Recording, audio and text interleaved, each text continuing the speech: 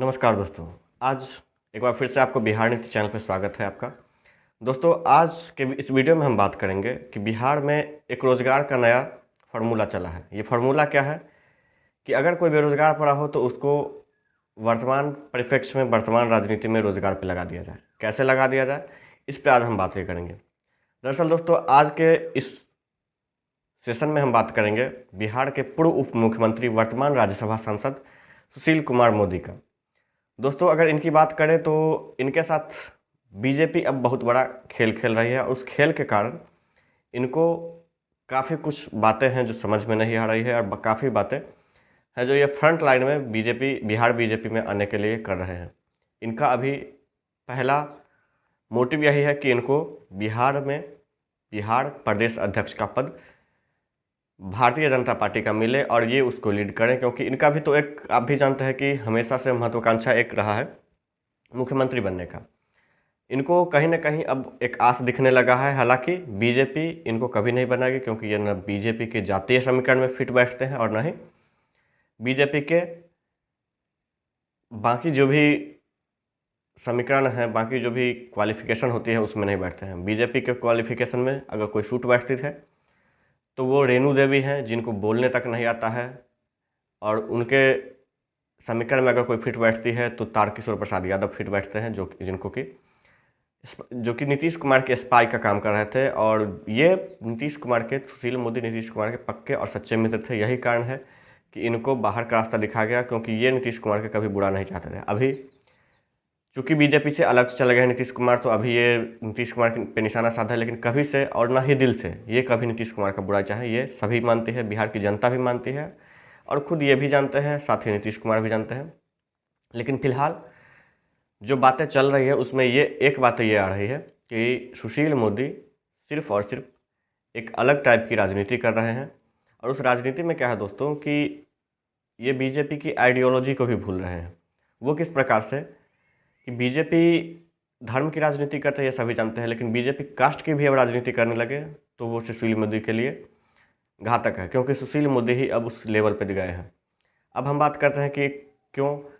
तो मैंने आपको बोला कि रोज़गार अगर क्यों दिया है इन्होंने, तो सुशील मोदी को दरअसल 2013 में जब नीतीश कुमार बीजेपी से नरेंद्र मोदी के प्रधानमंत्री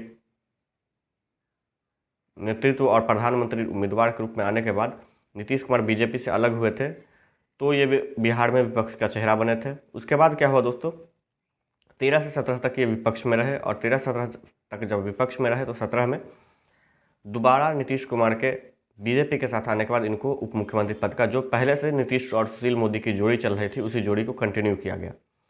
इस कंटिन्यू करने के बाद क्या हुआ दोस्तों, इस जोड़ी के कंटिन्यू करने के बाद ये नीतीश कुमार के बारे में कई कसीदे पढ़ने लगे, और इसका बीजेपी के जो शीर्ष नेतृत्व हैं उनको पूरी तरह से खबर था। यही कारण है कि 2020 के चुनाव तक इन्होंने डिक्लेयर नहीं किया, कि इन्होंने मुख्यमंत्री डिक्लेयर कर दिया, क्योंकि नीतीश कुमार के नेतृत्व के बिना, हाँ कुछ साजिश हुई जिसके कारण नीतीश कुमार का सीट घट गया, वो अलग बात है, लेकिन उसके नेतृत्व के बिना बीजेपी की सरकार नहीं बनने वाली थी। इन सभी बातों को देखने के बाद इन्होंने एनडीए गठबंधन ने नीतीश कुमार को सीएम कैंडिडेट घोषित तो कर दिया, लेकिन उप मुख्यमंत्री, चूँकि जोड़ी एक होती है, जोड़ी के हिसाब से उप मुख्यमंत्री पद का इनको दावेदार नहीं बताया। और उसके बाद क्या हुआ दोस्तों, जैसे ही विधानसभा में बहुमत एनडीए के पक्ष में आ गई, तो जब बात आई कि उप मुख्यमंत्री पद की, क्योंकि एक उप मुख्यमंत्री, अगर सुशील मोदी होते तो एक उप मुख्यमंत्री से काम चल जाता, लेकिन एक स्पाई के तौर पे नीतीश कुमार के आगे पीछे काम करवाने के लिए 2 उप मुख्यमंत्री दिया गया, और उसमें से सुशील कुमार मोदी का नाम काट दिया गया और इनको राज्यसभा भेज दिया। राज्यसभा भेज दिया गया तो नीतीश कुमार पहले भी बोल रहे थे और आज भी बोलते हैं कि हमें उम्मीद थी, और एक बात आपको मानना पड़ेगा कि सुशील कुमार मोदी बिहार में फाइनेंस के सेक्टर में एक अच्छा काम इन्होंने किया था। 2005 से लेकर 2013 के क्रम में इन्होंने जो भी फाइनेंस के सेक्टर में वित्त मंत्री के रूप में काम किया वो बहुत अच्छा था। यही इनका अनुभव देख के सभी को उम्मीद था कि हो सकता है इनको वित्त मंत्रालय केंद्र में मिले, क्योंकि वर्तमान जो वित्त मंत्री है निर्मला सीतारमण, इनका काम कुछ अच्छा नहीं है। इनको अगर कोई पूछ देता है कि प्याज का रेट बढ़ रहा है तो ये साफ साफ बोल देते हैं कि मैं प्याज नहीं खाती, इसलिए मुझे इससे कोई मतलब नहीं है। तो इस टाइप का है। तो इनके वित्त मंत्री कार्यकाल के अनुभव को देखते हुए, इनके काम को देखते हुए सभी को उम्मीद था कि वहाँ जाके इनको वित्त मंत्री का प्रभार मिलेगा और ये इनको एक अच्छा मंत्रालय दिया गया, लेकिन वहाँ भी नहीं हुआ और इनको एक साइडलाइन किया गया। इनके इसके बाद जैसे ही ये 21 से 20 से 26 वाला जैसे ही इनका टर्म पूरा होगा, 20 से 25 वाला टर्म पूरा होगा, उस टर्म के बाद इनको बीजेपी टिकट तक नहीं देने वाली है, राज्यसभा की भी या लोकसभा की। अब ये चाहते हैं कि उस भरपाई को पूरी करने के लिए बिहार की राजनीति में एक बार फिर से सक्रिय हों, और उस सक्रिय होने के बाद ये फिर से एक फ्रंट लाइन में बिहार बीजेपी के लीडर बनना चाहते हैं, जो कि दिख तो नहीं रहा है, लेकिन ये अपनी तरफ से पूरी भरसक प्रयास कर रहे हैं। इनके वर्तमान जो ट्वीट्स आप देखेंगे, उन ट्वीट्स में आपको कई चीज़ें क्लियर हो जाएंगी कि कैसे ये पूरी मेहनत कर रहे हैं, लेकिन कई बातें हैं जो क्लियर नहीं हो पाएंगे। एक बार आप ट्वीट देख लीजिए, उस ट्वीट के बाद आप लोगों को काफ़ी कुछ क्लियर हो जाएंगी।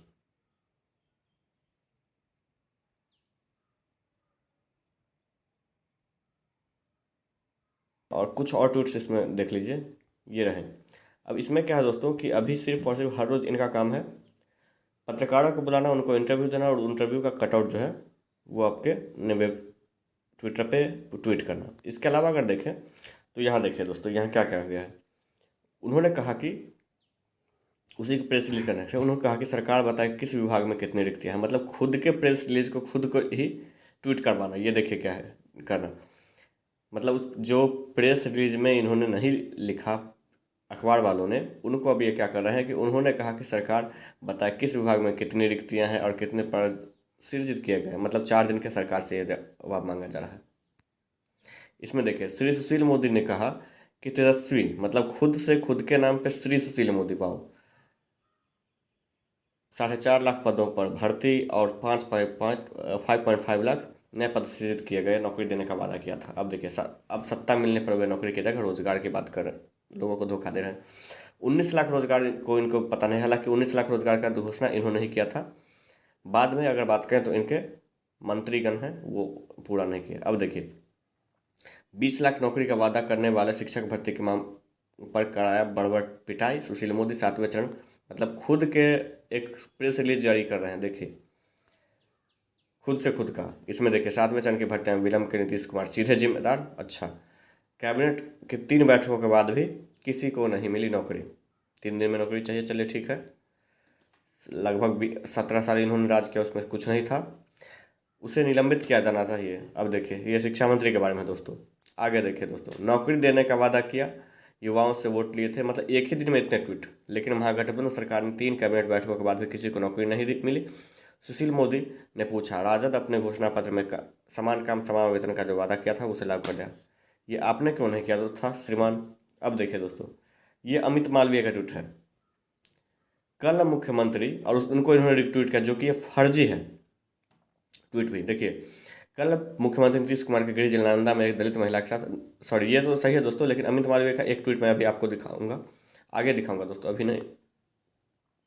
अब देखिए, कृषि मंत्री सुधाकर सिंह के बारे में इन्होंने ट्वीट किया, उन ट्वीट्स का ये कटआउट, जो इंटरव्यू था उन इंटरव्यू का कटआउट सिर्फ जमा करें। मतलब रोजगार तो भाई मिला है सिर्फ और सिर्फ इनको, क्योंकि राज्य सरकार और पूरी बीजेपी इनको नकार चुकी है। यही कारण है कि अब ये सिर्फ और सिर्फ यहाँ अपना इमेज चमकाने में लगे हुए हैं, ताकि कुछ पद मिल जाए, किसी प्रकार का मंत्रालय मिल जाए, कहीं मिल जाए, केंद्र में मिल जाए कहीं, या फिर बिहार में बिहार के राज्य सरकार में, सॉरी बिहार के राज्य बीजेपी में अध्यक्ष का पद, ये अभी इनका फिलहाल अगला मोटिव है। ये देखिए दोस्तों, ये सारे ट्वीट्स अगर आप देखेंगे तो इनको में से किसी भी ट्वीट का कोई भी एक औचित्य नहीं होगा। आप देखिए दोस्तों,